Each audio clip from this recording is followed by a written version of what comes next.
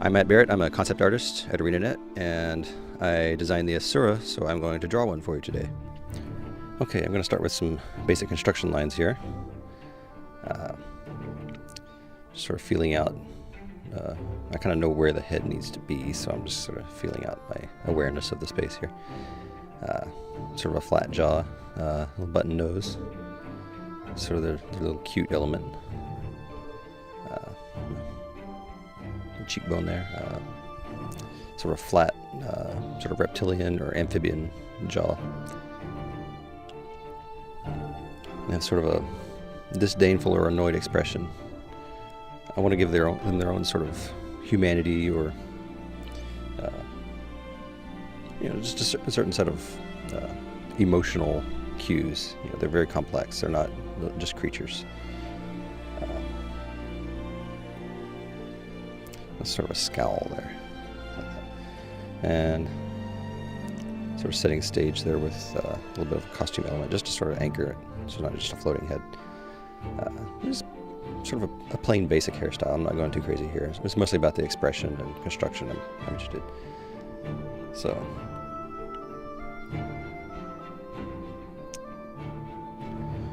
and just sort of filling out the space here. These are mostly cues for later, for the value pass. I'm not necessarily going to keep those sketchy lines.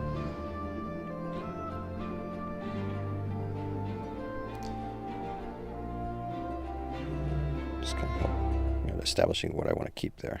And I've run out of space there, so I'm making some room. I'll clean that up in a minute.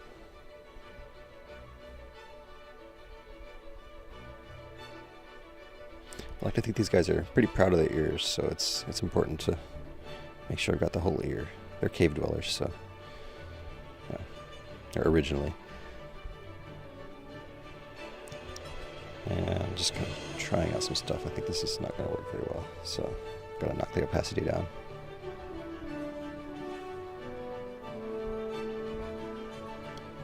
And yeah, that is it. So just going to go ahead and fill out some of the mass, sort of get a neutral tone to push and pull my lighter and darker values from. It'll help just sort of establish my awareness of this, the way it occupies the space. So just sort of a base primer layer, if you will.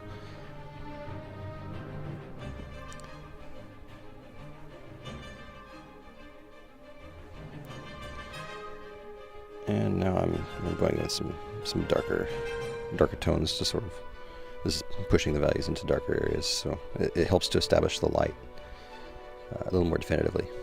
And sort of a cat-like eye, sort of like the goldish eye of a lion, or maybe some nocturnal primates. Got that reflective tapetum there, and just kind of warming him up with some. He's gonna have a little bit of blood in his skin to be sympathetic. It can't just be a cold gray skin. It's a little warmer overall, but not too warm.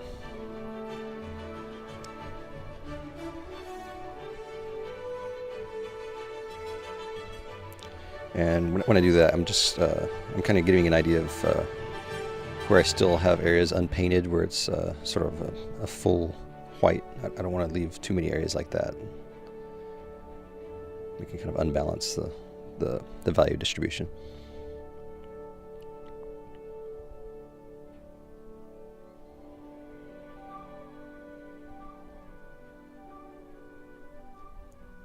Now I'm just kind of leveling everything out into a consistent level of polish for just a certain mid-level rendering.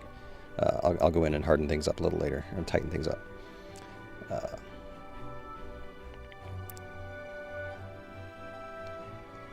Sort of defining more subtle elements of the facial expression. It's a little tricky with especially around the eyes. I'm going to get to that later. It's very, very subtle changes can completely change the expression. So I'm defining this cheekbones a little more of a intense scowl. He's not a nice guy. A little darker around the eyes, a little more sinister.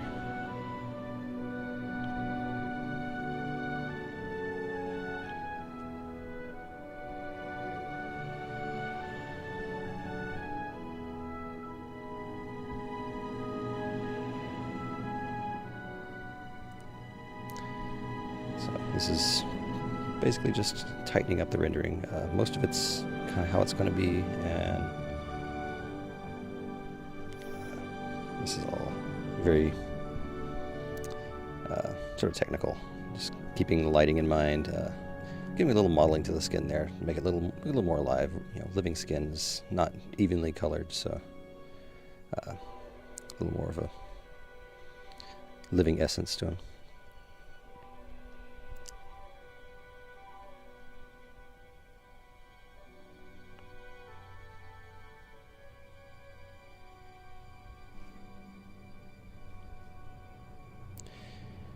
I like the interior of ears, especially there. It's nice, sort of shiny skin. It's sort of a treat, a treat to paint. Everybody likes painting shiny things.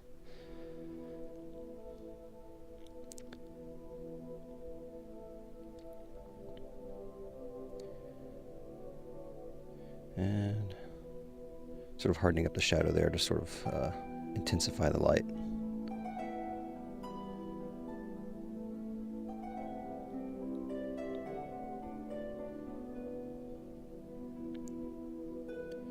Cleaning up that edge, it gives a little more thickness to the ear. Also cleans up a little bit of a sketchy line there. But yeah, here's the shiny ear. It's sort of oily and smooth skin in there. I love painting different types of skin. It's very enjoyable. Lots of technical challenges, trying to get materials to act right with light.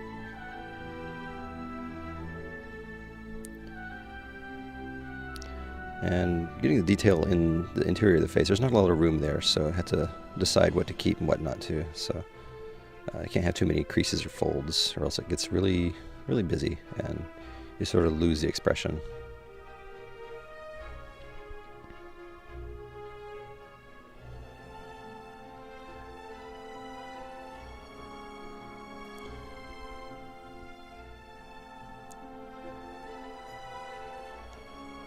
It's all very fiddly. It's not changed much in the last few seconds.